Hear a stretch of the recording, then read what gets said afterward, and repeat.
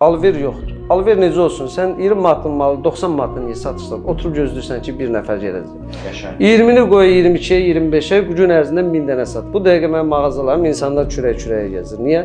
Çünki hətta mən müraciət eləyəndə də deyirəm ki, ətrafdan maraqlanın qiymətləri sonra gəlir. Başladım gün ərzində 300 manat, 500 manat belə-belə pullar qazanmağa, işçilər artırdıq. 196 nəfərə yaxın məndə satıcı heyəti var. Yəni, hamısı da artıq köhnə işçilərimizdir. Bilmirəm, yenə də kimsə deyər ki, İlyasın arxasında duran adam var. Bax, buradan mən bilirəm, mənim o arxamda dediyimiz adamlar da baxır, o birisilər də baxır. Bir nəfər, 1 manat mənə köməklik etməyib. Öz dostlarım belə mənim pulum olmadığına görə incimirəm onlardan da. Çünki insandan nə qədər pul istəyərsən, adam bezər də. Yəni, evlad belə gəlir adamla hər gün pul istəsə, adam deyir, daha dünən verdim, daha bəsdir, belə bir söz deyir.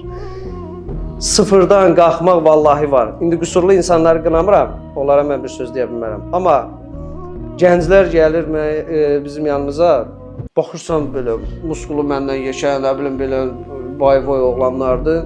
Hərri butaqlı. Deyirəm, gəl, işlə, deyir, yox. İş saatı çoxdur, falan filan, baxıram belə, deyirəm, ay Allah. Biz vaxt olub ki, 250 manat maaşla işləmişik, oradan 30 manat marşrut pulumuz gedib, 20 manat nə bilim, oradan bir sup dönər içəndə belə, aylıq 18 manat özümüzə pul qalardı, 250 manat maaşla. Gecə 12-də gələrdim, 5-də çıxıb gedərdim. İndi də həmin o necə travmalar qalıb deyə, mən səhər 5 tamamda ayılıram. Çıxıram çölə, heç kəs yox, Bakı şəhərində, taksi şoförlərindən başqa. Bir də mən çıxıram, amma beyin işləmək üçün tez çıxmalısan evdən. Saat 11-də, 12-də duran adam, yuxudan duran adam deyir ki, yox, Azərbaycanda iş yoxdur. Qardaş, dur da, sən günüvün yarısını, ömrüvün yarısı yatmaqla keçir. Dur bir hərəkət elə.